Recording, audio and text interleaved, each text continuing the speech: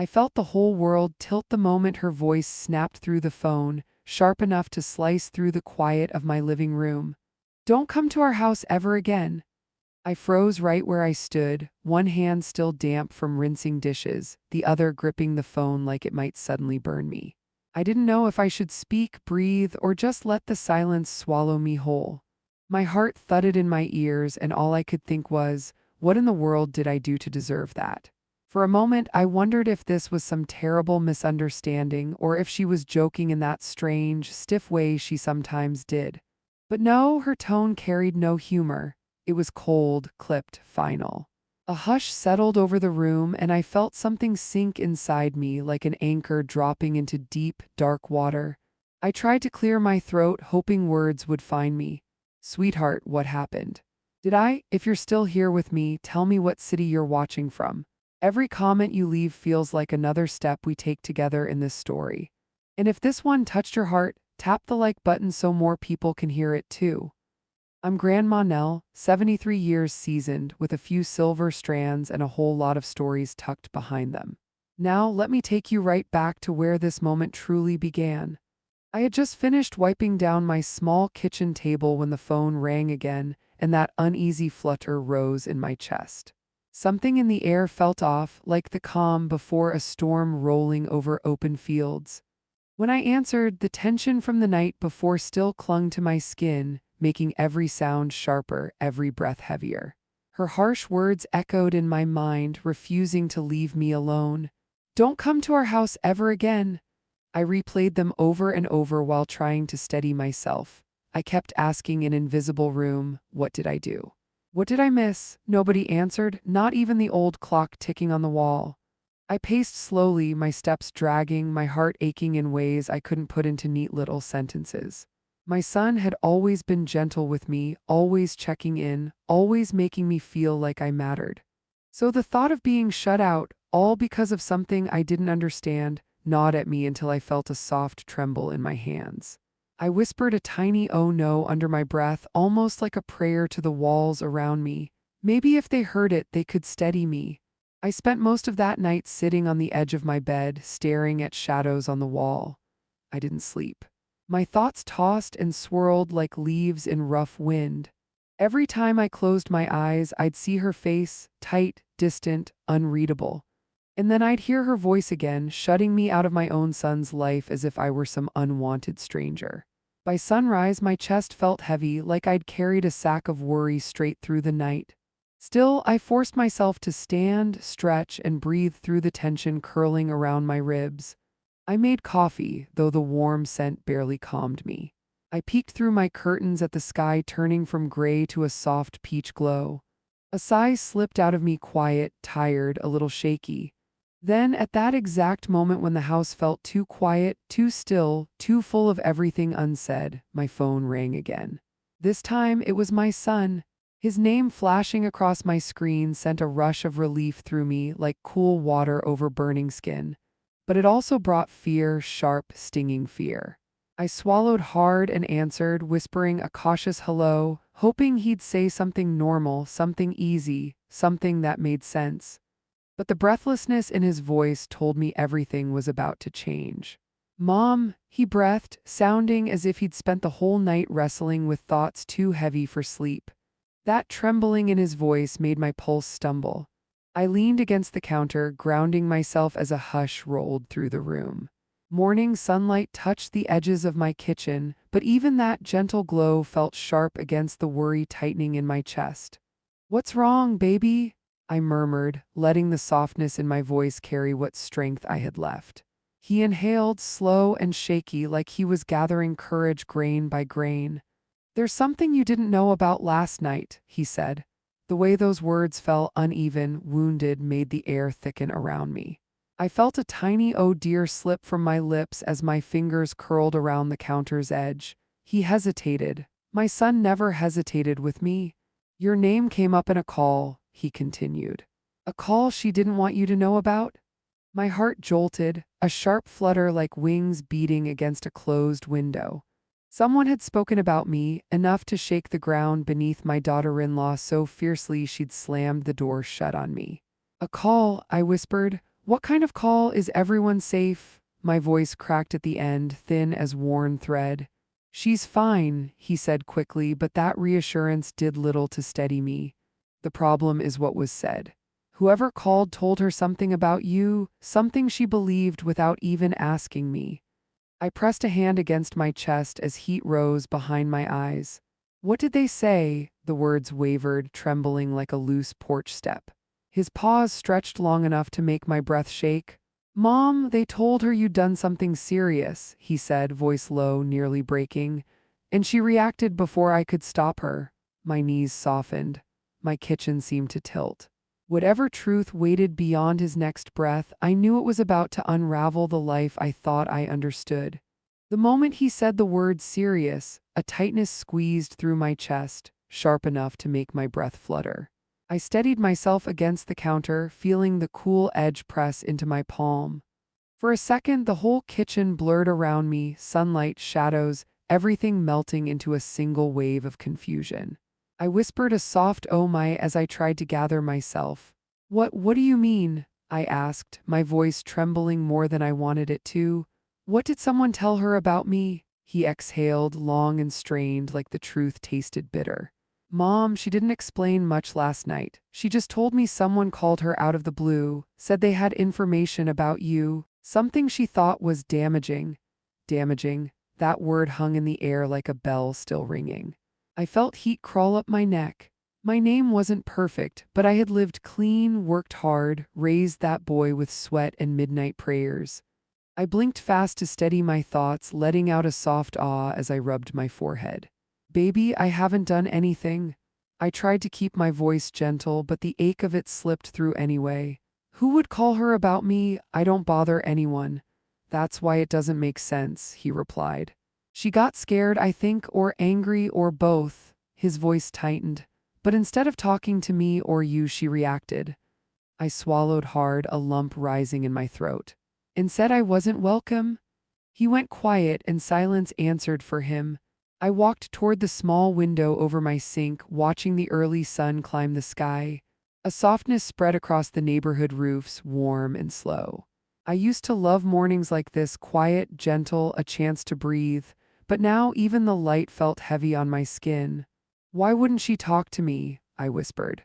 "Why jump straight to shutting me out?" My voice cracked, and I cleared my throat quickly, trying to push away the sting behind my eyes. "I don't know," he admitted, sounding defeated. "But I'm going to find out today. I'm going to ask her exactly what was said." A warmth flickered inside me, hope fragile and trembling. "Thank you," I murmured. But even as relief brushed against me, a strange worry crept alongside it. If someone had called with a lie, who were they? And why would they reach out to her instead of me? My mind drifted back to the past few weeks, every interaction, every moment, trying to trace the steps of how a stranger's voice could wedge itself into my family. Nothing made sense. "Mom, did anything happen recently? Anything that might have been misunderstood?" My son asked gently. I pressed my lips together, thinking, "No, nothing." Then I sighed softly, a tired sound from deep inside. "I haven't even seen you two in days. I've been home, keeping to myself. Nothing happened." He hummed under his breath like he was turning the pieces over in his mind. "Then something's wrong here." "Really wrong?" Another silence settled between us, quiet, heavy, stretching long enough that I could hear my own breath trembling. Finally, he spoke again. "I'm coming over." A startled gasp slipped from me. "No, no, you don't need to do that right now. Talk to her first. Find out what she heard." I didn't want him driving angry or confused. I didn't want to inflame whatever fire had already started in his home. He hesitated, then exhaled through his nose. "All right, but the moment I know something, I'm calling you."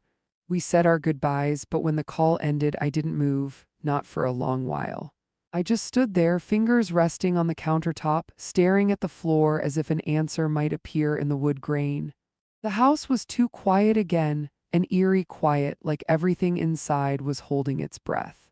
I walked slowly to the sofa and sat down, my knees soft, my hands still trembling with leftover shock. My heart beat unevenly, faster one second, fragile the next. My mind wandered back to the moment she told me I wasn't welcome. I could still hear the edge in her voice, sharp, brittle, like something already broken inside her had snapped. I remembered how my hand had started to shake, how I'd bitten back a tiny whimper, how I'd swallowed my hurt like it was my responsibility to make things calm again. I pressed a hand over my mouth now, releasing a quiet under my breath. I didn't deserve those words, and she knew me better than that, or at least I thought she did. I stood and started pacing, the floor creaking under my slippers. Memories flickered through my mind. Birthdays I helped plan, holidays I cooked for, evenings I babysat when they needed rest. I wasn't perfect, but I tried. I always tried. I showed up whenever they needed me. So who in the world would want to paint me in a different light? A feeling crawled through my stomach, uneasy and cold.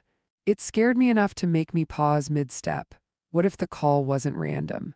What if someone didn't want me near my family? What if this wasn't a misunderstanding but something intentional? The thought made me exhale sharply, almost like a quiet gasp. I walked to my small dining table and sat down. I rested my elbows on the wooden surface and pressed my hands together. Please let this be a mistake, I whispered to myself. Please. Minutes passed. The clock ticked on the wall. My breathing eased, but only slightly. Then my phone buzzed again, just a notification this time, but the sound jolted through me like lightning. My shoulders jumped and a shaky laugh escaped my lips. Oh mercy, I muttered, patting my chest as the tightness returned. I stood slowly, stretching out my stiff legs, and moved toward the living room window. Outside, children were heading to school, backpacks bouncing. A man across the street watered his lawn. A dog barked in the distance. The world kept moving like nothing in it had shifted. But inside my chest, everything felt tilted. My son's earlier words replayed softly, "She didn't tell you everything." A chill spread through me, not fear exactly, but a deep awareness that the ground under me wasn't steady anymore. Something had shifted in the dark, and I wouldn't know the shape of it until he called back. Whatever truth waited on the other end of that phone, it was already making its way toward me. And I could feel it, slow, heavy, unavoidable. I didn't know it at the time, but that little chill running down my spine at the doorway was warning me. You know how life whispers before it shouts? Well, that night it whispered so soft I almost ignored it. If only I'd listened, maybe I would have braced myself for what came next. I took a slow breath, smoothed down my dress, and stepped farther into the venue, looking around for a sign, any sign, that my son remembered I existed. The hall was bright and busy, lights bouncing off glass and silver like tiny stars trying too hard to impress. People glided past me with champagne flutes and painted smiles, acting like I was invisible, like I'd wandered into somebody else's celebration by mistake. My heart kept searching for him, hoping, reaching. Miles, my sweet boy who used to hold my hand crossing the street.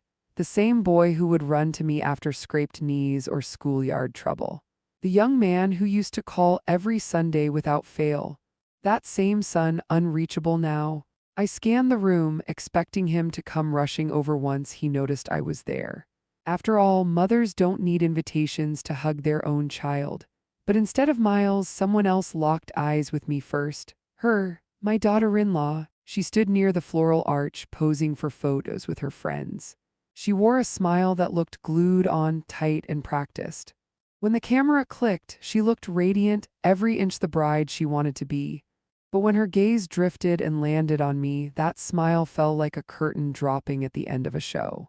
Her expression froze, then hardened. I gave a small wave, polite, hopeful, maybe a touch nervous.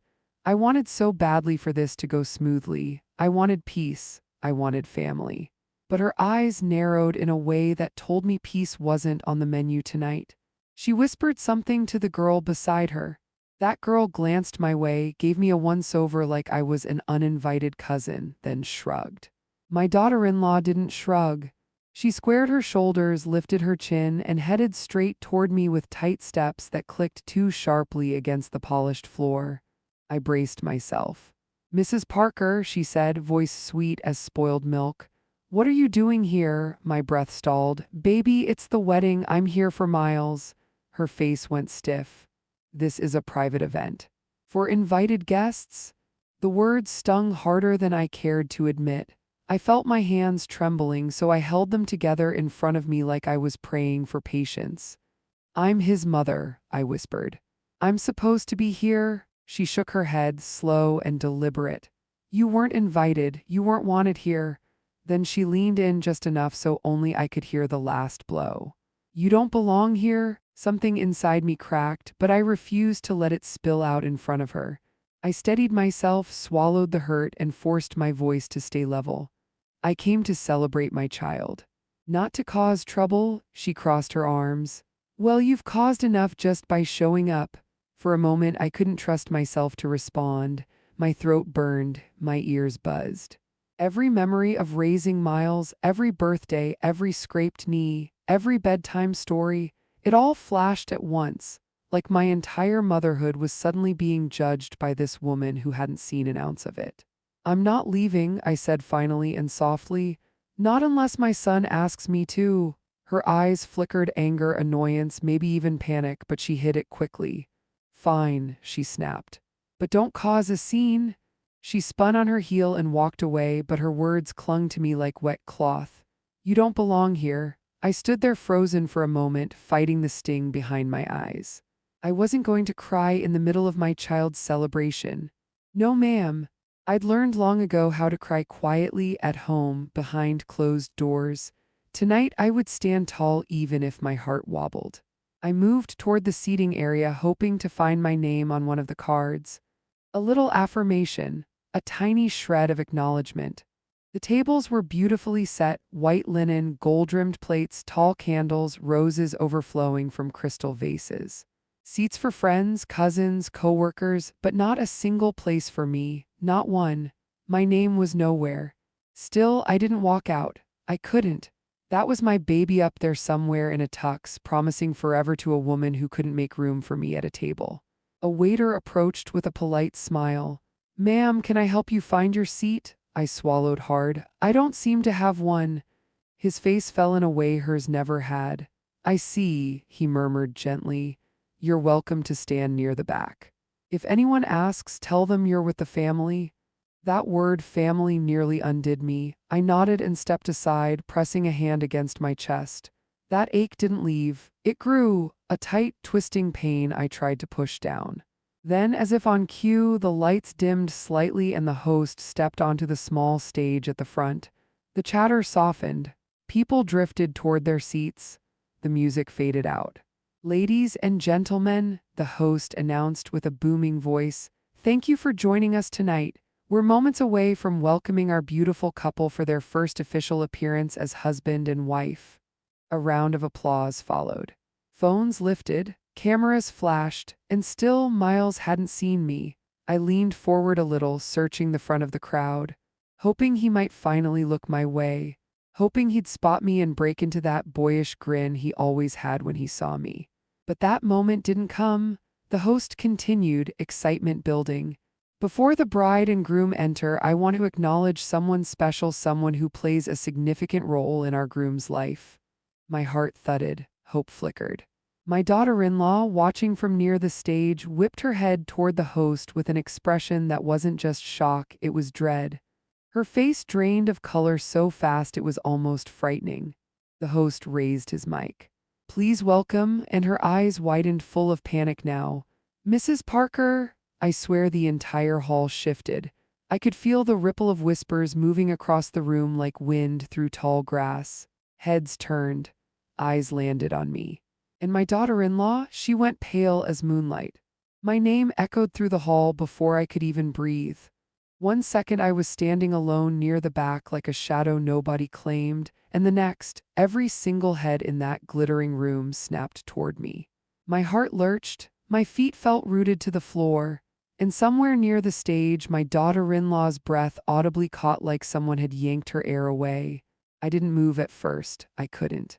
The room suddenly felt too bright, too loud, too sharp around the edges, like the moment life decides to stop whispering and finally starts shouting. People stared, whispering into their glasses, glancing at me, glancing at her, then back at me again. And my daughter-in-law, Lord, that girl looked like she'd seen a ghost wearing my dress.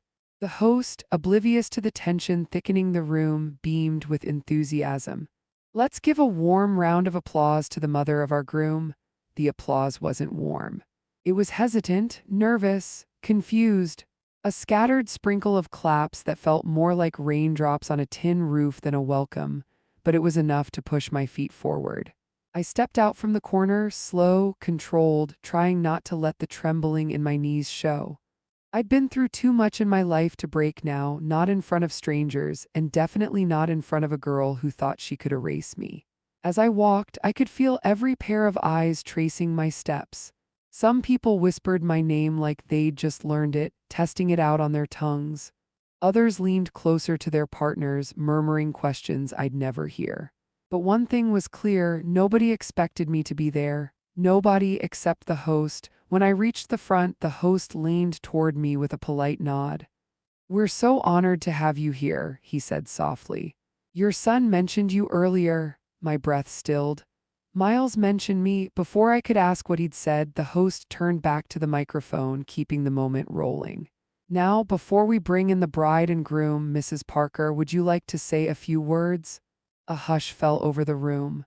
A few words. I hadn't been given an invitation, a seat, a greeting, or even a handshake. I'd been met with hostility the second I walked through the door, and now I was being asked to speak in front of a room full of strangers who didn't even know I existed. But I lifted my chin. I wasn't raised to be silent when my child's life was unfolding right in front of me. I'd be honored," I said. I stepped closer to the mic, hands slightly trembling, but my voice came out steadier than I expected. I could feel the weight of everyone's attention settling on me like a blanket, heavy but strangely comforting. "Thank you all for being here to celebrate my son," I began. "I may not know many of you, but I know this: Miles is a good man, a kind man, and he grew up with a whole lot of love behind him." Someone in the crowd murmured, "Amen." I gave a small smile. I'm grateful he found someone to love him back. As I spoke, I watched my daughter-in-law out of the corner of my eye. Her expression was tight, jaw clenched, hands fisted around her bouquet. She tried to smile for the crowd, but the corners of her lips fought her. I continued. "I'm thankful to stand here today. Family means everything to me, and it's something I hope we all learn to honor." I paused, adjusting my breath. "Even when things get hard?" That line made her shift, visibly uncomfortable, and a few people glanced her way as if something clicked. I finished with a quiet, genuine, "I wish them both a marriage full of understanding, patience, and forgiveness." The room responded with soft applause, real applause this time, not loud but heartfelt. I stepped aside, handing the microphone back. And for a moment, just a moment, I felt like I belonged. Then the music shifted, signaling the entrance of the newlyweds. The doors at the back of the hall opened, and there he was. My son. My heart nearly burst. He looked so handsome, standing tall in his crisp tuxedo, his arm linked with his bride's as they walked in together. His eyes scanned the crowd, bright with adrenaline and joy. Then his gaze slid past the tables, past the cameras, past the lights, and landed on me. His smile faltered. It didn't disappear. But it changed, softened, surprised, confused, maybe even a little scared. He blinked rapidly as if he needed a second to confirm what he saw. I lifted my hand in a small wave. He blinked again. For a brief moment, something tender flickered on his face. Hope, relief, recognition. It was hard to tell from where I stood, but I saw something real flash through him before his expression tightened again, guarded. His bride tugged on his arm, urging him to keep walking. He obeyed but kept glancing toward me, his eyes darting back like magnets that refused to fully break away. When they reached the front of the hall, the host invited them onto the stage for their first speech as a married couple. My daughter-in-law stepped forward with a shaky breath, forcing her voice into a sweet tone that didn't fool me for a second. "Thank you all for coming," she began. "We're so happy to celebrate with the people closest to us." Closest. A pointed word, sharp enough to draw blood. She glanced at me for just a fraction of a second. I saw the message in her eyes: you shouldn't be here, but then something happened that she didn't expect. The host smiled warmly and said, "Before we continue, I want to thank the groom's mother again for her beautiful words." The crowd clapped, harder this time, and my daughter-in-law's smile cracked at the edges. Miles stepped toward the mic, looking pale but trying to appear composed. Yes, he said. Thank you, Mom. The word hit me right in the chest, but before I could savor it, the bride slipped her hand around his arm, squeezing tight. A signal, a warning, a reminder. She leaned in and whispered something into his ear, too soft for the room to hear, but not soft enough to hide the way his face tensed. Whatever she said, it changed him. He straightened his shoulders, pulled slightly away from the microphone, and cleared his throat. Then he looked at me, straight into me, with a gaze I hadn't seen before. Distance, conflict, and a flicker of guilt. Actually, he said quietly, there's something I need to clear up. The room stilled. My daughter-in-law's eyes widened, and the whisper life had been giving me all night finally turned into a scream. Mom, there's something I need to clear up. Those were the last words I expected to hear from my son on his wedding night.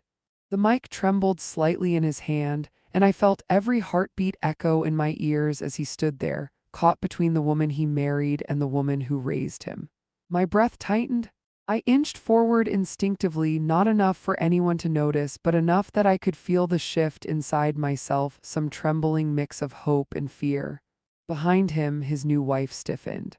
Her fingers dug into his arm so tightly that even the lights overhead couldn't soften the tension in her grip. She whispered his name through clenched teeth, a warning wrapped in a smile. But he didn't step back, not this time. He looked out over the room, then slowly turned his head toward me. I want to say something about what happened earlier. A ripple of murmurs stirred through the guests. A woman in the front row leaned toward her husband as if bracing for thunder. My pulse thudded hard. He wasn't usually a man to speak publicly without certainty. If he stepped into the light now, it meant something was clawing at his conscience. He cleared his throat. There's been a misunderstanding. His wife gave a tight, uneasy laugh. Sweetheart, maybe we should. He didn't let her finish. I think it's time the truth comes out. The bride's smile froze, then cracked at the edges like glass under too much weight. My hands felt damp. I kept them folded in front of me, whispering a silent Lord help us under my breath as the room waited, suspended. He swallowed hard. Someone called last night. They said something about my mother that wasn't true. The bride's eyes snapped wide. She shook her head subtly, begging him with a frantic, silent plea, but he just exhaled, long and shaky. Someone lied, he said. And I didn't know until this morning. I felt an ache rise in my throat, hot and raw. I pressed my fingers against my lips, praying they wouldn't tremble. The room fell absolutely silent. He turned toward his bride. And you shouldn't have reacted the way you did. Her breath caught in her chest. Miles, please, not here. But his shoulders sagged in defeat. It has to be said. For the first time since the doors opened, he looked older than he was, tired, burdened, and pulled in too many directions. He stepped away from the mic, lowering his tone as he leaned slightly toward her. You didn't even ask me if it was true. Her jaw tightened. I shouldn't have needed to, he blinked. You should have trusted me? The words landed heavy, thick with meaning. Her lips parted, but she didn't have anything to give back. Not a reason, not a denial, not even an apology. Before she could gather herself, the host hurried toward them, trying to smooth the air with a smile. Why don't we, continue with the celebration? We have a lovely dinner prepared. But the crowd wasn't looking at the host. They were looking at her. Some whispered, some lifted brows, some exchanged glances that said everything without needing to say a word. I watched her chest rise and fall in sharp, uneven breaths. She wasn't used to the room turning on her. She was used to controlling the narrative, steering conversations with charm or pressure. But tonight, the truth was pulling the steering wheel right out of her hands, and she hated it. She stepped forward abruptly, seizing the mic before the host could move it away. Her voice came out too bright, too brittle. Everyone, I think maybe we should take a short 5-minute break. The crowd didn't know whether to clap or stay silent. A confused blend of both fluttered through the room. She grabbed her husband's hand and tugged him off stage, her dress swishing sharply as she dragged him toward a side hallway. He didn't resist, but he also didn't hide his frustration. His head hung slightly, his free hand rubbing the back of his neck, an old habit he only did when overwhelmed. Something inside me pulled tight. I knew that posture. I'd seen it in him as a child when he didn't know how to explain something he didn't understand. And now, watching them disappear into a narrow hall lit by dim sconces, I felt an urge to follow, not out of nosiness, but out of the quiet ache of a mother who felt her family unraveling thread by thread. The guests scattered into small clusters as soft music filled the room to cover the tension. People whispered into sparkling glasses, glancing between the hall and the stage. I stayed where I was at first, but then I heard it. A sharp, muffled voice from the hallway, her voice. "How could you embarrass me like that?" she hissed. I stepped closer, my heels tapping lightly across the floor as I tried to blend in with a passing group of ladies heading toward the bathroom. Her words spilled into the hall. "You made me look stupid in front of everyone?" He whispered something I couldn't hear. "No," she snapped. "You listen. If she stays in our life, things are going to fall apart." The breath left my body in one soft "oh dear." Then his voice rose, still gentle but wounded. "She's my mother. And I'm your wife," she shot back, her tone trembling. "I shouldn't have to compete with her." I froze. Compete? For what? My love, his attention, his loyalty. I pressed my fingers against my heart, steadying the ache building there. He exhaled, weary. "This isn't a competition, it never was," she scoffed. "You don't get it, you never do." Something hit the wall, maybe her hand, maybe a bouquet, maybe the weight of her frustration. I flinched instinctively. Then she said something that made my vision blur around the edges. That call wasn't the only thing I found out. My pulse skipped. The hallway felt colder. Miles whispered, "What do you mean?" She lowered her voice just enough that I had to lean in to catch the words that bled with anger, fear, and something else, something sharper. "I know what she's hiding." The world stopped. "What I'm hiding?" My breath caught somewhere between my chest and my throat. I stepped back before anyone noticed me, my hands trembling so badly I had to clasp them together. Hiding. What lie had she been told? Before I could gather myself, she continued, her voice jagged. "And once you know, you'll understand why she doesn't belong in our home." My knees weakened and I gripped the nearest chair for balance, a small gasp escaping my lips without meaning to.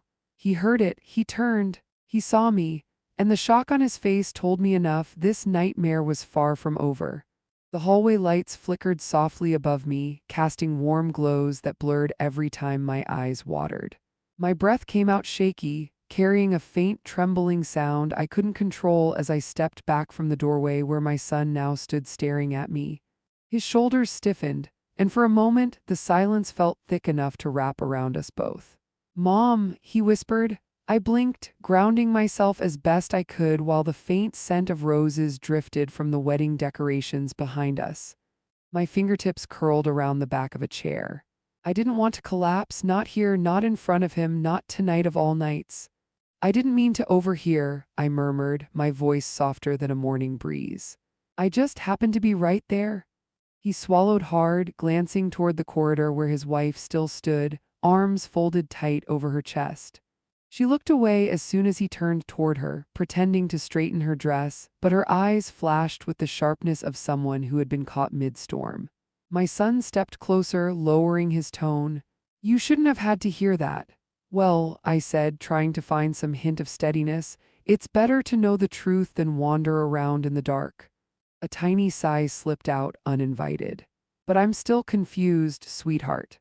My palm pressed lightly against my chest, a reflex to ease the pressure building there. "What exactly did she mean? What am I supposedly hiding?" He opened his mouth, closed it again, then dragged a hand through his hair, a gesture that always meant his thoughts were tangled. Before he could answer, his wife suddenly stepped out from the narrow hallway, her heels clacking sharply on the polished floor. "Since she's already here," she said, her smile brittle as frost, "we might as well address it." My son turned toward her, voice low. "Please don't start again." "I'm not starting anything," she replied, lifting her chin. "I'm finishing it."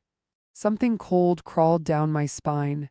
She held her phone in her hand, not the way people casually hold it, but like a piece of evidence she'd been waiting to reveal. My stomach fluttered with unease as she approached. I wasn't going to do this here, she said, her voice trembling just enough to sound wounded. But since she's clearly refusing to leave us alone, my son cut in sharply. She's not refusing anything. His tone had an edge now, a protective edge. It made my throat tighten. I wasn't used to him speaking like that, not even during arguments. It warmed me for a heartbeat, then frightened me the next. Conflict between us wasn't what I wanted. She ignored him. I got a call last night, she said, turning her gaze to me as if preparing to pierce through skin. Someone told me your mother had a history. I blinked. A history of what? She inhaled slowly, dramatically, like someone who'd practiced this moment in a mirror. One of your neighbors, she said, told me you weren't the sweet, innocent person you pretend to be. A faint ache bloomed behind my ribs. That's a bold accusation. My voice cracked only slightly. She lifted her phone. They said you'd been hiding something from your own family, something serious. I shook my head, breath unsteady. What could I possibly be hiding? Her lips curled in a way that wasn't quite a smile. Debt. The word hit me like a sudden gust of winter air. My son's eyes widened. Debt, he muttered, confusion washing over his face. She nodded, her earrings swaying. Yes, debt, lots of it, and that you plan to ask us for help without telling him. I could only stare at her. For a moment I forgot how to breathe. Debt, I whispered. That's what you think I've been hiding? Don't act confused, she said. Someone told me everything. My hands trembled and I pressed them together gently, rubbing my thumbs to steady myself. Honey, I said softly, I'm 73, not foolish. If I needed help, I would speak to my son, not sneak around like a shadow. She scoffed. But you did hide something. You sold your old house. My breath caught. Yes, and you never told us why. My son shot me a questioning look. You sold it months ago. I helped you with the paperwork. That wasn't a secret. Her expression flickered. But you didn't tell me? His voice rose unexpectedly. You weren't his wife at that time.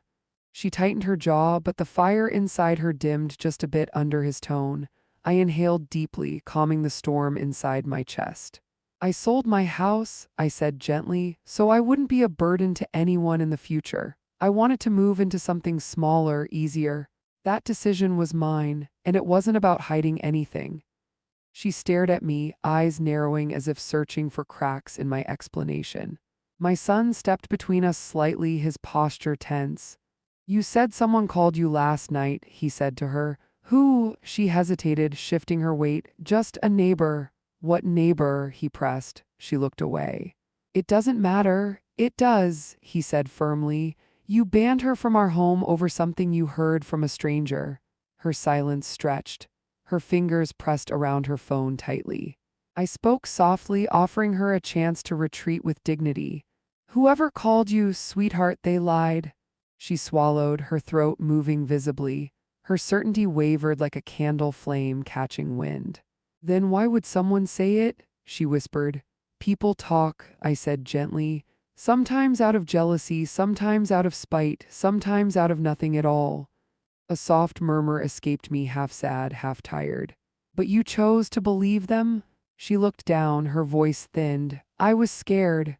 My son's expression softened, though he kept his distance. Scared of what? Her grip tightened around her phone. Scared she'd take resources from us. Scared we'd have to support her. Scared she'd pull you away from me.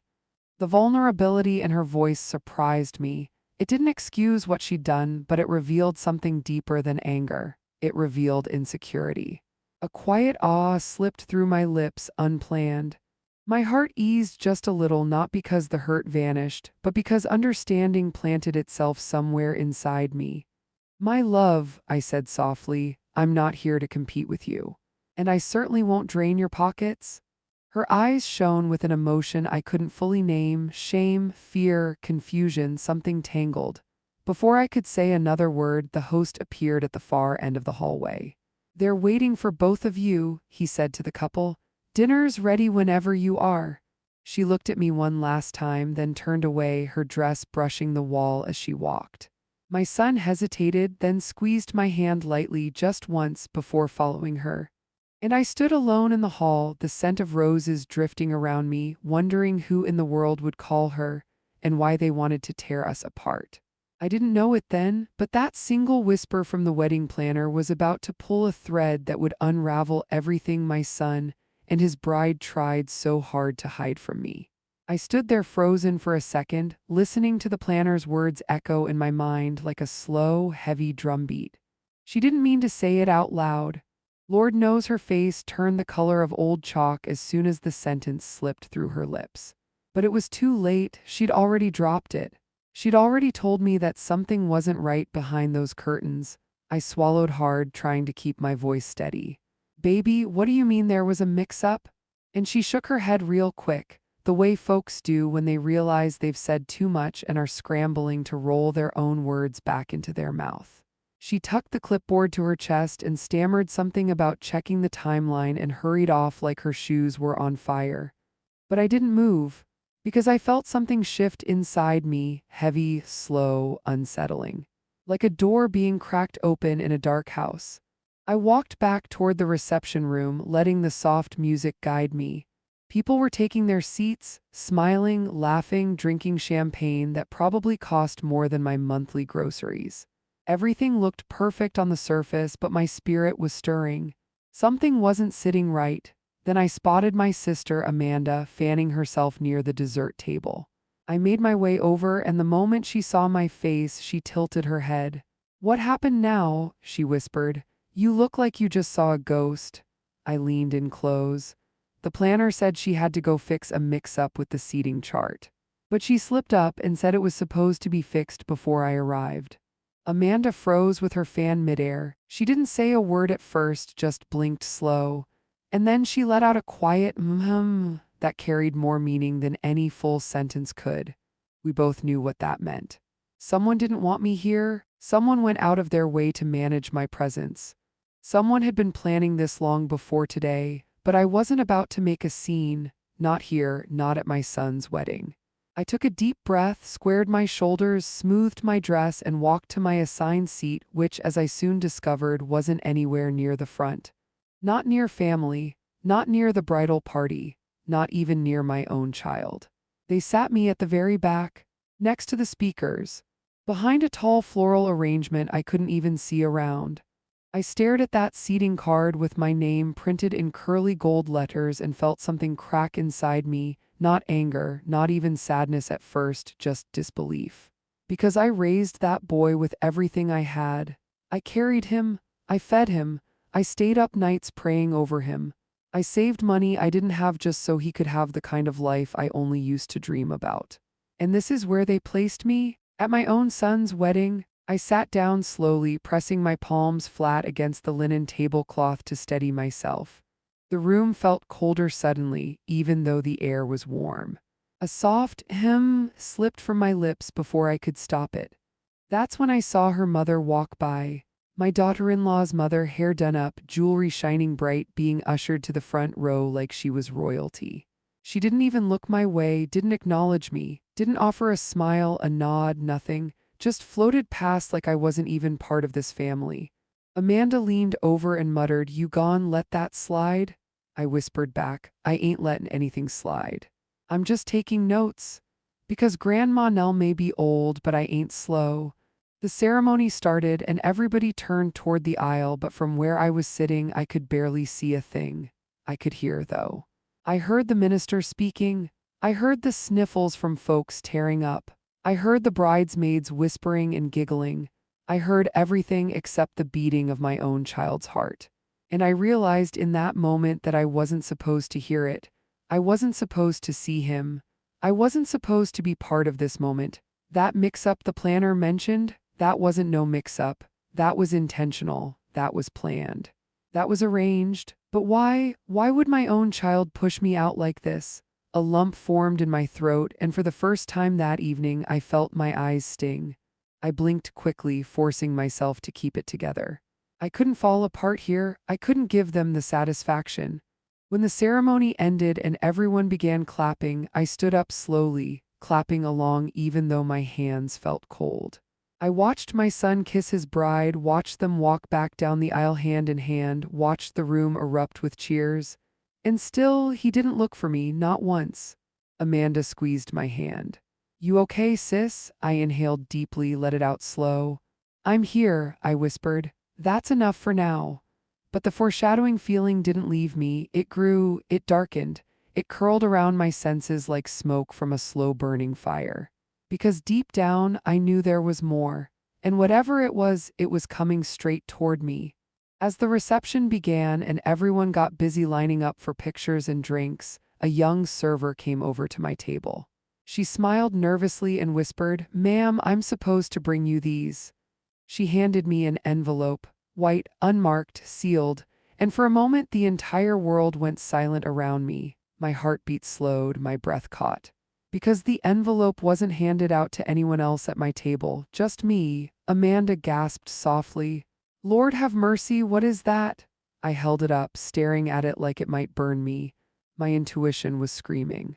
Whatever was inside this envelope, whatever message, whatever secret, it wasn't meant to be kind. It wasn't meant to welcome me. It wasn't meant to include me. I slipped a thumb under the flap and opened it carefully. Inside was a single sheet of paper, just one sentence typed across the center, and when I read it, the whole room shifted. My fingers trembled, my breath hitched, because the message was clear as day. And it told me everything I needed to know about how far they were willing to go to keep me out. The paper slipped from my fingers and fluttered to the floor, and before I could even bend down to pick it up, a voice behind me whispered, "Too close, too cold. You weren't supposed to see that." I turned around slow, like my body suddenly weighed 100 pounds more than usual. And standing there, clutching a wine glass like it was a microphone, was the one person I never wanted to see wearing that expression. My daughter-in-law, Alina. Her face was stiff, her jaw tight, her smile sharper than any knife the kitchen staff had in the back. She knew exactly what was in that envelope. In fact, the way her eyes flicked down to the paper on the floor told me she'd probably typed it herself. I straightened my back. You mind telling me what that little message was about? She didn't answer. She just took a sip of her wine and smiled again, the kind of smile that don't reach the eyes. This day is supposed to be stress-free, she said. Let's not start drama. Drama, that word felt like a slap. She leaned in closer. My family came here to celebrate. I don't want anyone ruining that. Anyone, not everyone, anyone, and I knew exactly who she meant. Before I could speak, Amanda scooted her chair back with a sharp scrape and stood up beside me. Now wait just a minute. I gently touched her arm. No, sis. Let me handle this. Alina's eyes flicked between us, then she tossed her hair like she was flicking off raindrops. We placed you in the back to avoid tension. I stared at her, heat rising in my chest. Tension from who? I came here to support my son. She blinked slowly. We weren't sure you would behave. Behave? The word punched the air right out my lungs. Child, what exactly gave you the idea I'd come to my own son's wedding to misbehave? She shrugged one shoulder, casual, careless, dismissive. You get emotional, and we didn't want that today. I felt something deep inside me harden like a door clicking shut, because her words weren't just rude, they were calculated. She was telling me, plain and simple, that she thought I was a problem, a disruption, an embarrassment. A woman walked by carrying a tray of hors d'oeuvres, giving us a wide-eyed glance before rushing away. The music swelled. People were laughing, dancing, posing for photos, all while I stood in the shadows, having a conversation my son had no idea was happening. My voice came out steady. You know what's funny? I stayed quiet when you two moved the wedding date without telling me. I stayed quiet when you said the wedding planner didn't have enough room for me on the dress rehearsal list. I stayed quiet when you kept me out of the family photos last Christmas. But this right here, I pointed at the fallen envelope. This is too far. For the first time, her smile slipped. I don't know what you're talking about, she said weakly, but I wasn't fooled. I picked up the paper and held it up between us. This little message telling me I should leave to keep the peace. That wasn't an accident. A flush crawled up her neck. I continued, who exactly were you trying to keep the peace with? She crossed her arms, looking everywhere but my face. I don't want to argue on my wedding day. I sighed, a long, tired sigh that felt like it came from the soles of my feet. Neither do I, but you brought the fight to my table. And then we both froze. Because right behind her, standing a few feet away with his mouth hanging open, was my son. He was holding two champagne flutes. His boutonniere was slightly crooked from all the hugging during photos. And the expression on his face told me he'd heard enough to put the whole night on trial. "Elena," he said quietly, "what's going on?" She spun around fast. "Baby, this is nothing, we're just talking." He looked at me, then down at the paper in my hand, then back at her. "What is that?" he asked, her voice cracked. "It's just something to prevent issues." Issues, Lord have mercy. I held out the paper to him. His hands shook as he took it. And as soon as his eyes scanned the sentence, his whole body went still. I watched the tremble in his jaw, the way he swallowed hard, the way his fingers gripped the paper so tightly it wrinkled. "Why would you send this to my mother?" he whispered. She opened her mouth, closed it, opened it again. I didn't mean your mom is emotional and your family always brings." "My family," he cut in. The music thumped in the background, but the space around us turned silent. People began glancing over, sensing the tension. I could feel my heart thudding in my chest. Elena reached for his arm. "I was trying to protect our day. By humiliating my mother," he snapped, her lip quivered. "I just wanted everything perfect." "And you think excluding her is perfection?" She didn't answer. He lifted the paper like it suddenly weighed 1,000 pounds. "This is cruel, absolutely cruel." For the first time since the ceremony, he looked me fully in the eyes, and the guilt there nearly brought me to my knees. "Mom," he whispered, voice breaking, I didn't know." I placed a hand on his cheek. "I know you didn't, baby." Elena looked between us, panic rising fast. "Can we just move past this, please? This day isn't about her." She said it, she really said it, and the whole room heard. My son stepped back as if the words had slapped him across the face. "She's my mother," he said quietly. "She's family." And then he added something that shifted the entire night. "If anyone doesn't belong here, it's the person who thinks she doesn't." The room gasped. I felt every breath around us tighten. Elena's face went ghost white, whiter than when the host later spoke my name. She stumbled a little, clutching her bouquet like it was the only thing keeping her upright. I didn't say a word, not yet, because this moment wasn't mine. It was his, and watching him take that stand was the beginning of everything that followed. "Mom, please don't leave," my son whispered right as the room split into two sides, one staring at him, one staring at her. The music had faded into a shaky hum in the background, like even the speakers were afraid to make a sound. My son looked torn clean down the middle, wedding ring still shining fresh on his hand, but the trust in his eyes dimming like a porch light losing power. His bride stood frozen, bouquet trembling like a small storm lived inside her fingers. And I stood there praying for strength I didn't know if I still had in me. A soft awe slipped from my lips without me meaning to, because watching your child choose between his new life and the woman who raised him, Lord, that's a kind of pain I wouldn't wish on a soul. But he wasn't choosing. Not yet. He was realizing that somebody he trusted had made a decision behind his back. Realizing I'd been pushed aside with intention, not accident. Realizing that the person he married carried a storm he hadn't seen coming. "Let's step outside," I said gently, placing a hand on his arm. "We don't need eyes on us for this." He nodded, swallowing hard, and led the way toward the back terrace. Elena tried to follow, but he held a hand up without even turning around. "Give us a minute." The way she stopped, like her heels were nailed into the floor, told me she'd never heard that tone from him before. And something about that scared her more than anything I could have said. The night air outside was cooler than the ballroom, brushing my cheeks like a small mercy. Lights from the reception glowed behind us, soft and golden, as if mocking the argument that had cracked open inside. My son leaned on the railing and ran a hand through his hair. "I don't understand," he whispered. I stepped beside him, giving him room but staying close. "Baby, I didn't want any trouble tonight." He laughed under his breath, a bitter, broken sound. You don't cause trouble, I know that. Why would she think, why would she even? His voice trailed off. I watched him, that grown man who once clung to my leg when he was scared of thunderstorms. His shoulders shook once and he let out a sigh so heavy it made my chest ache. Tell me everything, I said softly. What she's been saying, what's been going on. He took a moment before answering. When he did, his voice was low, almost ashamed. She said you judge her, that you talk down to her, make her uncomfortable, that you whisper things to people about her family. I blinked slow. Lord have mercy. He rubbed his forehead. She said you were trying to turn me against her. I felt that one like a bruise blooming under the skin. Turn you against her? I barely get the chance to talk to you alone. He nodded, jaw tight. I know that.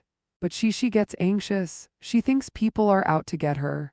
I couldn't help the small oh dear that slipped out. Baby, anxiety don't give nobody the right to lie. He inhaled sharply, guilt flickering across his features. I should have noticed earlier, I should have asked questions, but I was trying to keep the peace. Keeping the peace, that phrase again, always used to silence the wrong person. Peace built on keeping someone quiet ain't peace, I told him. That's just pressure waiting to blow. He bowed his head. I touched his shoulder. This wedding ain't ruined, you hear me? Don't carry that weight. Before he could respond, the terrace door opened sharply behind us. The light from inside spilled out, stretching long shadows across the ground. Elena stepped out, eyes glossy, breath uneven, like she'd run from the far side of the room. She walked toward us slowly, too slowly, as if she didn't know whether to beg or defend herself. Can I talk? She asked, voice cracking. My son straightened. That depends, he said. Are you going to tell the truth this time? Her chin trembled.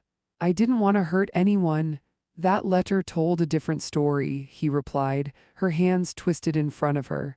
I panicked. Over what? He asked. My mother sitting at a table? She let out a small, frustrated sound, almost a whimper. You don't understand, I heard things. I got a call before the ceremony. My son stiffened. A call from who? She wiped her cheek with the back of her hand. Someone told me she said something ugly about my family last week. My breath caught. That's a lie, I said calmly, firmly. I haven't spoken about your people to anybody. Her eyes darted between us like she wasn't sure whether to believe herself anymore. I shouldn't have listened, she whispered, voice trembling. But I got scared you'd ruin everything. Ruin? I let the words sit heavy in the air. Child, I brought my whole heart into that room. All I wanted was to see my son happy. She covered her mouth with her hands as a soft, shaky cry escaped her. I thought you hated me. The words fell like stones in a pond, small, heavy, sending waves in every direction. My son shook his head slowly. Why would she hate you? She's never given you anything but kindness. Her breath hitched. Because someone said she didn't want me in the family, that she thought I was beneath. Stop, he said, voice sharp enough to cut the night. Who told you this? Her silence stretched long enough to make the air feel tight. Finally, she whispered, I don't know if I should say. That means you know exactly who it was, he said. And that's when the fear hit her eyes, not sadness, not guilt, fear, real fear. The kind that comes from knowing truth is a door, and once it's opened, there's no closing it again. My son stepped forward. You tell us who called.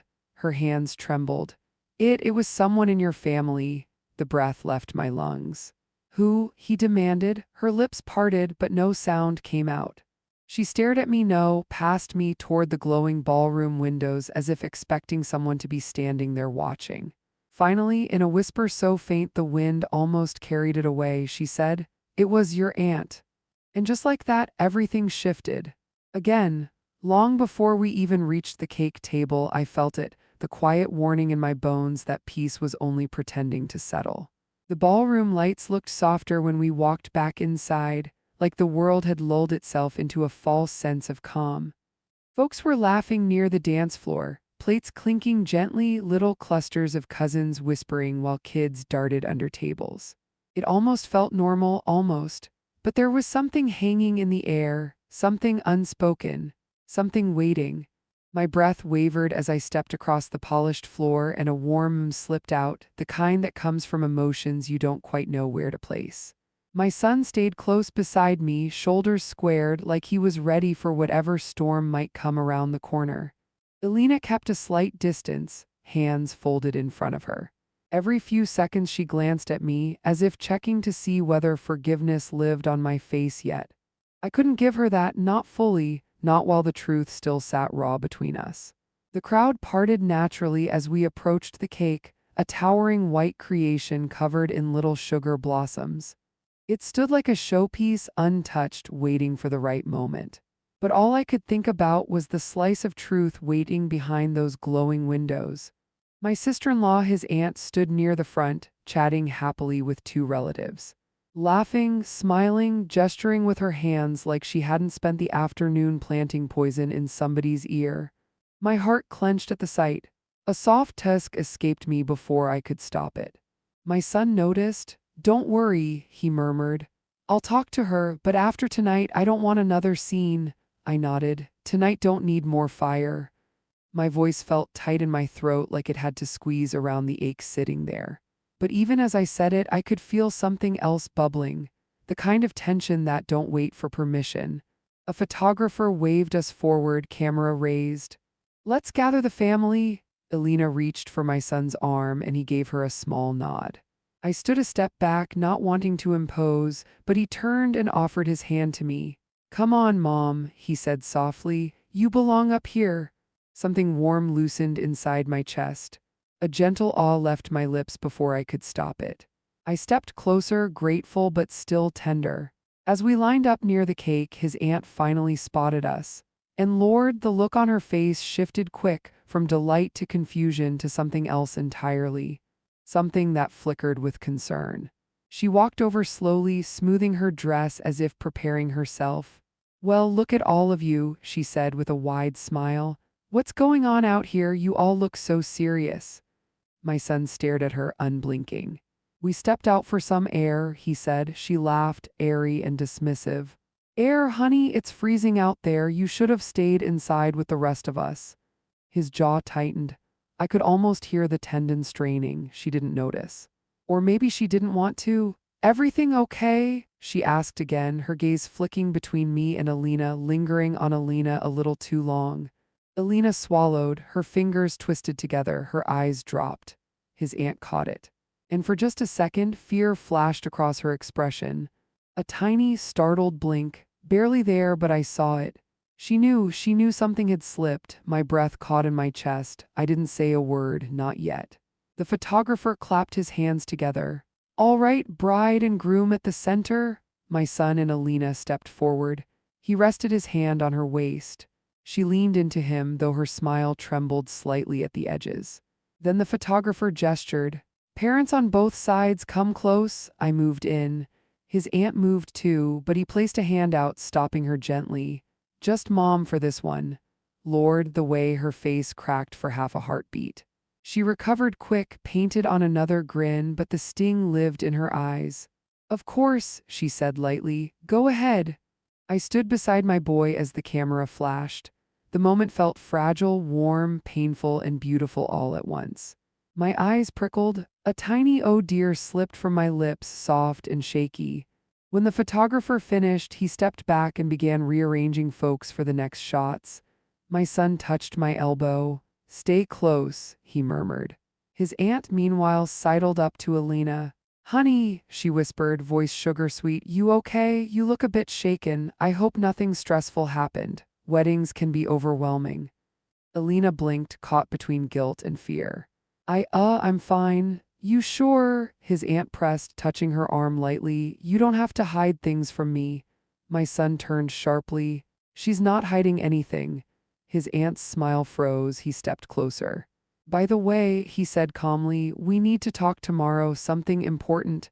Her fingers paused midair. "Tomorrow?" she repeated. "Yes," he said, "about the call you made." Silence.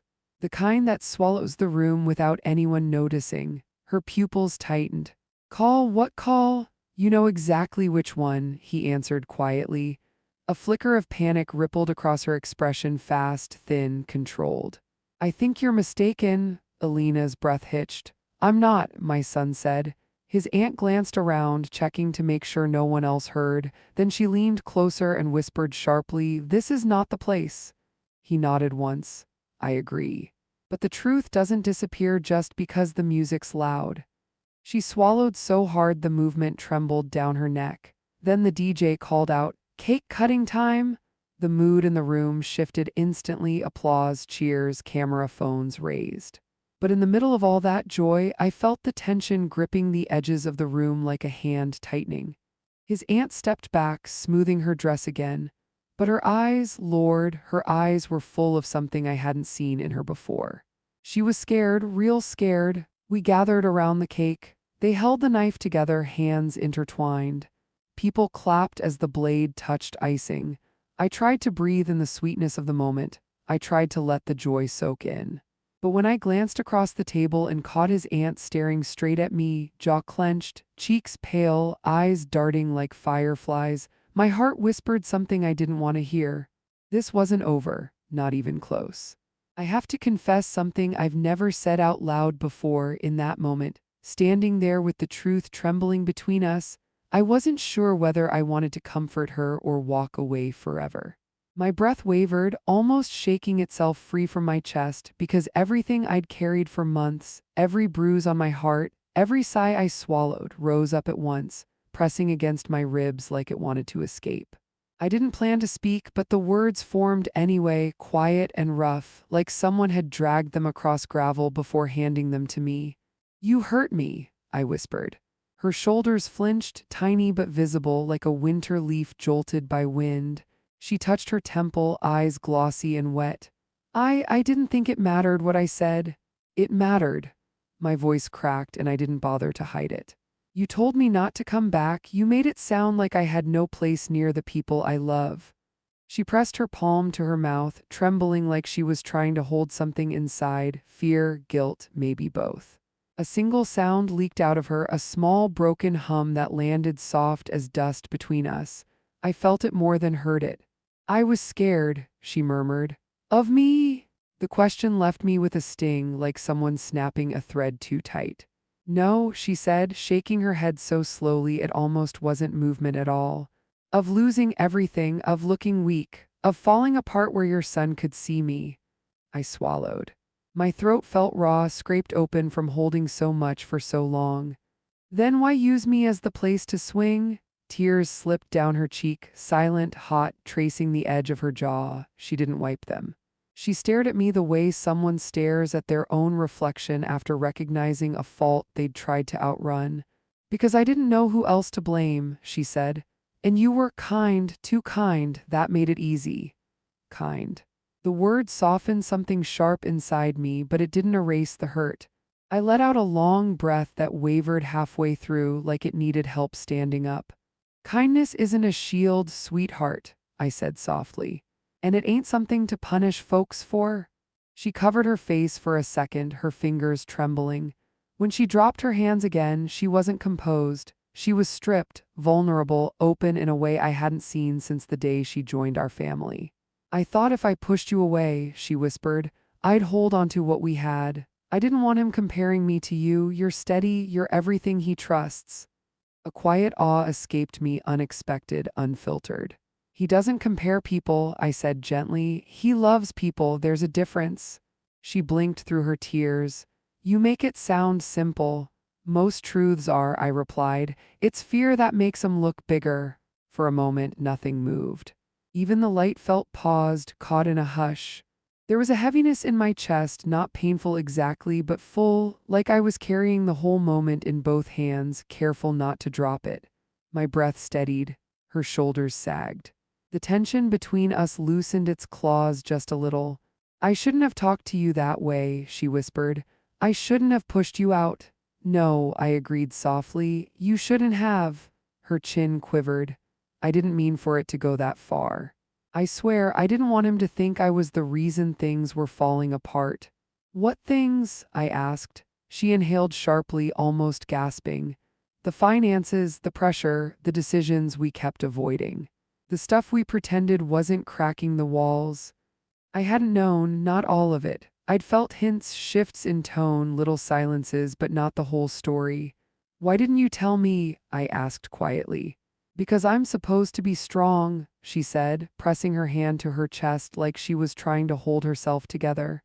I thought if I stayed on my feet long enough, nobody would see me shake. You could have come to me instead of pushing me away, I whispered. I would have listened, you know that. I do now, she whispered back. I didn't then. Something in me softened again, not fully. Wounds don't just disappear, but enough for breath to feel easier. The way her voice cracked around every word, the way she folded her hands like she was praying for another chance, it reached a part of me I didn't expect. Then, like fate needed to remind us this moment wasn't done peeling itself open, her phone buzzed on the counter. The sound sliced the quiet like a thin blade. She froze, her breath hitched. The color drained from her cheeks, leaving her pale as paper. She glanced at the screen, her lip trembled. She looked at me, panic flickering beneath the surface of her eyes. It's from the same number, she whispered. The one that called your son this morning. My pulse thudded in my ears. Answer it. Her fingers shook so hard she nearly dropped the phone. When she finally lifted it to her ear, she let out a soft gasp, sharp enough to cut through the room like broken glass. Hello, she breathed. The voice on the other end spoke fast. I couldn't hear the words, only the tone, tense and urgent, like trouble was bleeding straight through the line. Her knees buckled. She reached for the counter to steady herself. I stepped closer instinctively. What is it? I whispered. She didn't answer. She couldn't. Her eyes lifted to mine, wide, terrified, shining with something deeper than guilt now. Something heavier, something dangerous. Then she whispered the sentence that made my breath stop cold in my chest. They know everything and they're coming here. It's strange how a room can shift before anything physically moves, how the air thickens, how the shadows sharpen, how your skin senses a storm long before it hits. That's what it felt like. A warning humming under my ribs, whispering that whatever came next wouldn't leave any part of our lives untouched. My fingers twitched, not from fear exactly, but from a need to brace myself for something I couldn't yet name. She clutched her phone against her chest like it might leap out of her hands. A small, shaky sound slipped from her throat, almost like a whimper she didn't mean to let out. I stepped closer, slow, careful, the way a person moves when approaching a frightened animal. Her shoulders curled inward, trembling. What do they know? I asked softly. She swallowed, but the words wouldn't come. Instead, she pressed her palm to her forehead, breath catching like it had snagged on a thorn. My heart tightened. I reached out but kept my hand hovering close enough for comfort, far enough for choice. I didn't think it would reach him, she whispered. Reach who? Her eyes darted to the door, then back at me. His business partner, she said in a broken hush. The one who's been threatening us for weeks. A warm wave of disbelief rippled through me. Threatening you? She nodded, tears forming so fast they clung to her lashes before falling. We owed him money, not a small amount, and your son didn't want you to know because he thought it'd break your heart. I felt something twist inside my chest, something sharp and heavy. Break my heart? My voice trembled, but not from weakness, from everything I'd held quiet. Honey, hiding truth is what cracks families wide open. She covered her mouth again, but this time it was to muffle a sob. I didn't want him to get hurt. I didn't want any of this. For a moment, neither of us moved. The hum of the refrigerator sounded too loud. The clock ticked like it was keeping score of every second that slipped away from us. Somewhere outside, a dog barked, then silence swallowed everything again. You should have told me, I whispered. She let out a tiny awe, the kind that escapes when a person realizes they've been carrying something heavier than they could handle alone. I didn't trust myself, she murmured. I kept making choices from fear, fear of him walking away, fear of losing this home, fear of being the reason everything collapsed. And you thought pushing me out would fix that? No, she breathed. I thought keeping you away would give us time to figure things out before you saw the mess. I was embarrassed. I was drowning. Her confession hit me with more force than I expected.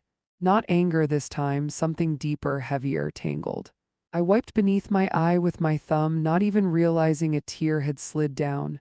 People don't drown quietly, I said gently. You make noise, you reach, that's how you get help. She shook her head, letting out a soft, heartbroken laugh. I didn't think I deserved help. That sentence nearly unspooled me. Before I could respond, her phone vibrated again, this time a text. She flinched so hard her elbow struck the counter. I snatched the phone before it fell, and she looked at me with raw, desperate eyes. The screen lit up with a short message. "You're out of time." My breath hitched. She grabbed the device from my hand, staring at the words like they were a countdown carved in stone. "We need to go," she whispered. "They said if we don't meet them today, meet them." My voice rose, sharper than I intended.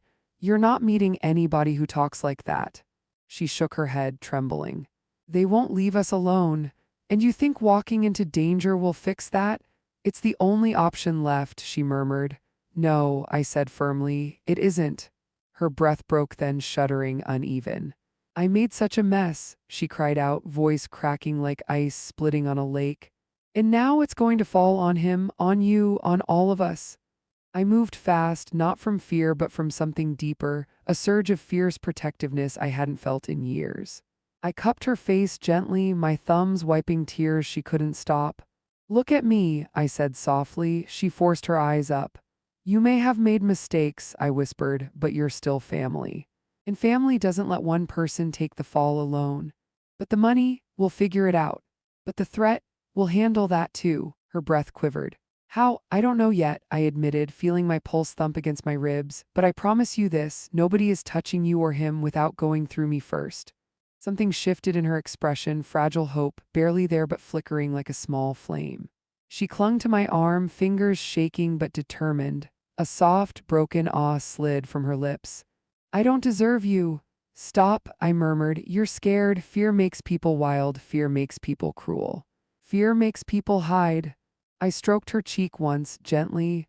"But you came clean, that counts for something." She let her forehead drop to my shoulder, shoulders rising and falling in uneven waves. I held her, feeling her heartbeat slam against her ribs, feeling the truth of everything settle into my bones. But the moment didn't last long. A hard knock exploded against the front door, so loud it rattled the glass. She jerked away from me with a gasp, hand flying to her chest. Another knock, then another. Each strike grew heavier, angrier, vibrating through the floorboards. Her eyes widened with terror. "That's them." My breath froze midair. My throat tightened. My fingers curled slowly, ready, steady, everything in the house stilled. Then a man's voice, low, sharp, chilling, came through the door like a blade sliding between two boards. "Open up. We know you're in there." My heart thudded once, twice, then dropped hard. This wasn't over.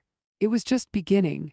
Have you ever been so frightened that a single sound makes every memory you've ever lived suddenly feel fragile, like they're all balancing on one thin moment that could shatter with the wrong breath?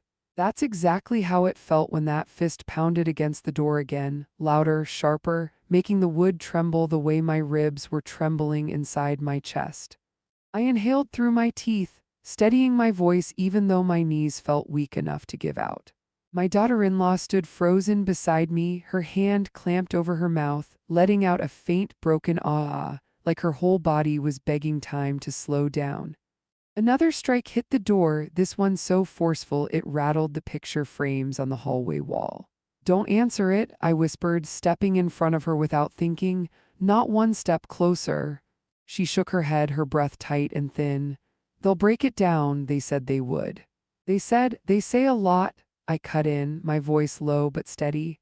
"Fear will make a person believe monsters are 10 feet tall, but these men bleed like everyone else." Her eyes widened with startled confusion, maybe even a touch of disbelief that I was the one standing firm while she shook like a leaf in a storm. I reached for her arm gently, grounding her. "You're not alone," I murmured. A voice outside growled again through the door. "Open it, now." I could hear footsteps too, maybe 3 shifting on the porch, heavy boots scraping the wood. One of them kicked the bottom of the door so hard she yelped, and I swear the sound that slipped from her throat nearly broke me. Instant heat rushed through my chest. That was enough. I stepped toward the door, just close enough to speak without shouting. "You boys must be confused," I said, lifting my chin. "This house isn't yours to threaten." A tense silence followed, thick enough to choke the room. I could feel her staring at the back of my neck, breath shaking. Then one of the voices, a colder one, the one who'd been doing most of the pounding, spoke again. "Lady, stay out of this. We want our money. She knows why we're here. She's not paying you a dime tonight," I said evenly. Another slam. My shoulder twitched from the impact, but I didn't move away, not 1 inch. "You open this door," the voice hissed, "or we make you." I felt something flare inside me, something fierce and old and familiar, the same fire that once got me through nights when I didn't know how I'd get food on the table. I didn't shout, didn't tremble, I just let that strength settle into my bones like an iron rod. "You go home," I said quietly through the door, "or the police will escort you there." Behind me she gasped, but I lifted my hand to silence her, keeping my eyes locked on the grain of the door in front of me, breathing slow and strong. One of the men let out a bitter laugh. "You think they'll get here in time? You think I called them just now?" I replied, voice calm as evening wind. "Sweetheart, I called them before you even walked onto this porch." Silence. Then soft footsteps, retreating, pacing, thinking. Her eyes widened. "Did you really?" "No," I whispered back, "but they don't know that." She let out a trembling sigh, halfway between relief and disbelief. Another step sounded outside, then another. The boards creaked like someone was shifting their weight. One voice muttered something low, irritated. Then a second man spoke, sounding less certain than before. Seconds stretched. Long, tight, breathless seconds, until finally bootsteps retreated. More footsteps followed. One of the men cursed under his breath. Then the porch went silent except for a fading shuffle that disappeared down the front path. She sagged against the wall like her joints had melted, letting out a weeping exhale that shook her entire frame. Oh God, her hands pressed to her face. "I thought they'd hurt us, I thought." I pulled her into my arms, feeling her shudder against me. "Hush now," I whispered, brushing her hair back. "It's over for tonight." But even as I said it, I knew deep in my gut that over was temporary. Problems like this don't disappear quietly. They circle back, looking for new cracks to slip through. And the truth, well, the truth was likely meaner than anything we had faced yet. She lifted her head, eyes swollen and red. "I'm so sorry. I should have told him the truth months ago. I should have told you." I should have. Her voice cracked into a sound that almost made me tear up with her. "I ruined everything." "No," I murmured. "Fear took the wheel, you just followed it." She blinked, stunned by the softness of my voice. "Why aren't you angry?" "I kept you away, I blamed you, I treated you like you were the problem." I let out a gentle sigh, not of frustration but of understanding. Baby life has a way of twisting folks up before they even realize they're tangled.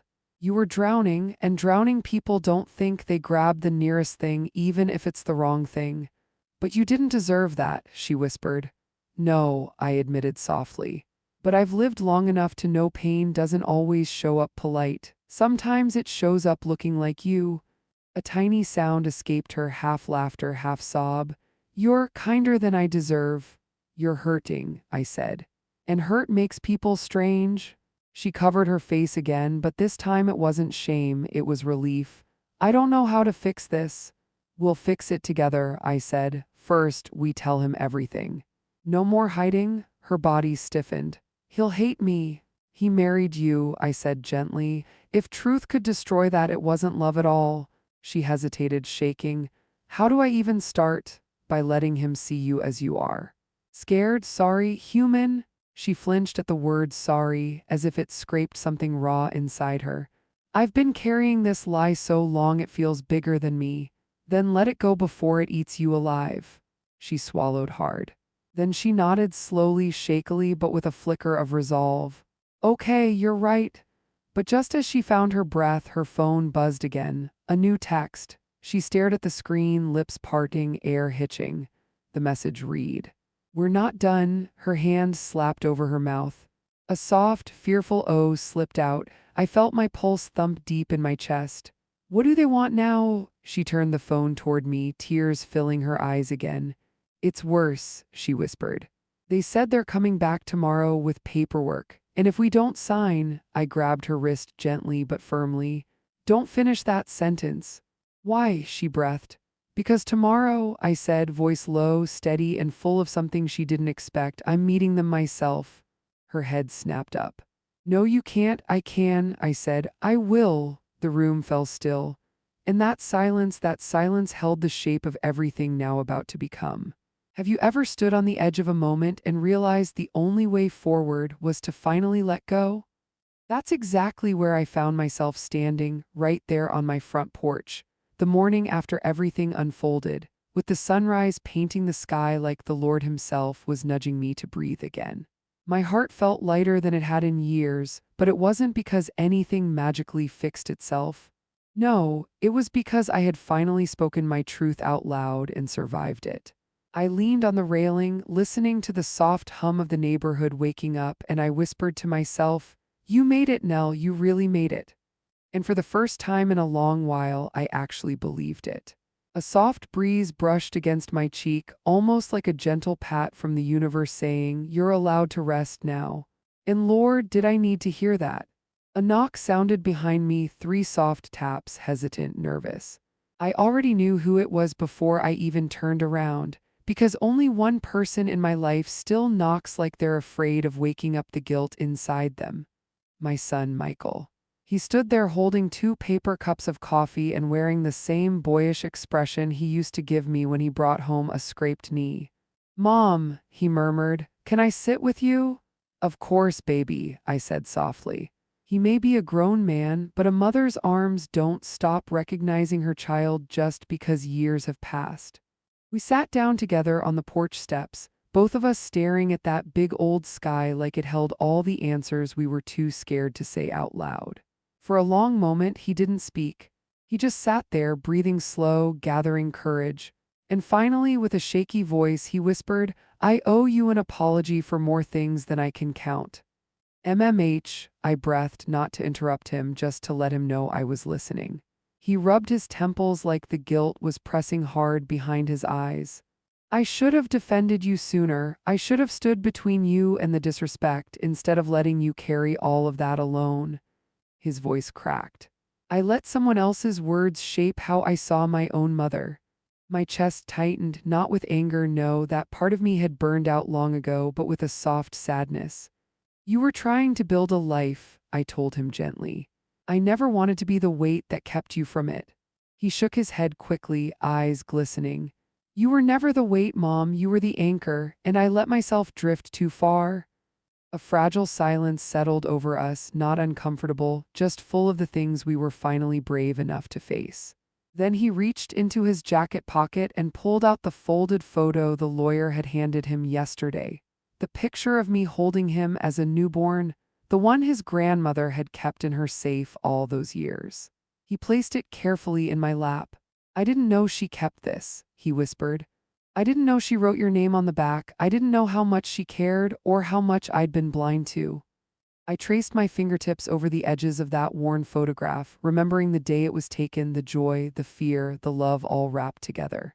And for the first time since all this began, a smile tugged at my mouth.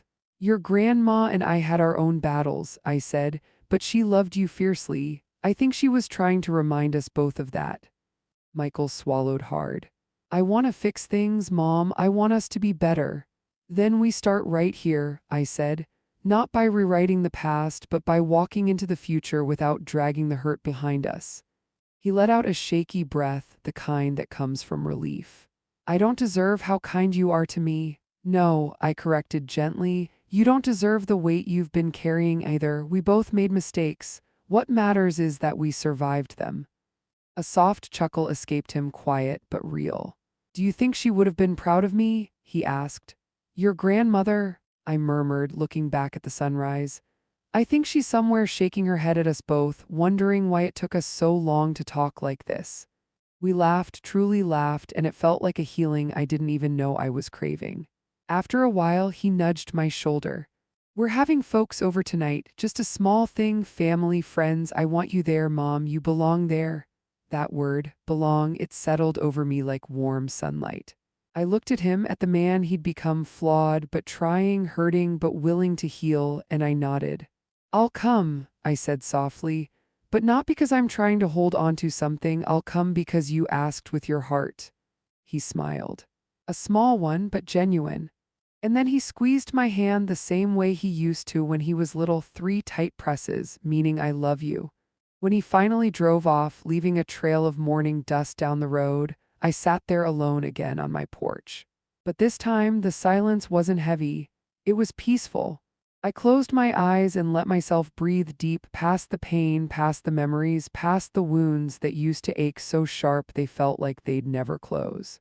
And I whispered into the quiet air, I'm ready now. Ready for peace. Ready for healing. Ready for whatever the next chapter brings. And as I stood up, smoothing down my dress like I was brushing away the last remnants of yesterday, I realized something simple but powerful. Sometimes the ending we get is the beginning we needed all along. If this story touched your heart even a little, don't forget to hit that like button. Tell me in the comments, have you ever forgiven someone you thought you never could? Make sure you're subscribed to Voices of Grandma Nell so you don't miss more stories just like this. And tap that notification bell, your next life lesson is only a click away.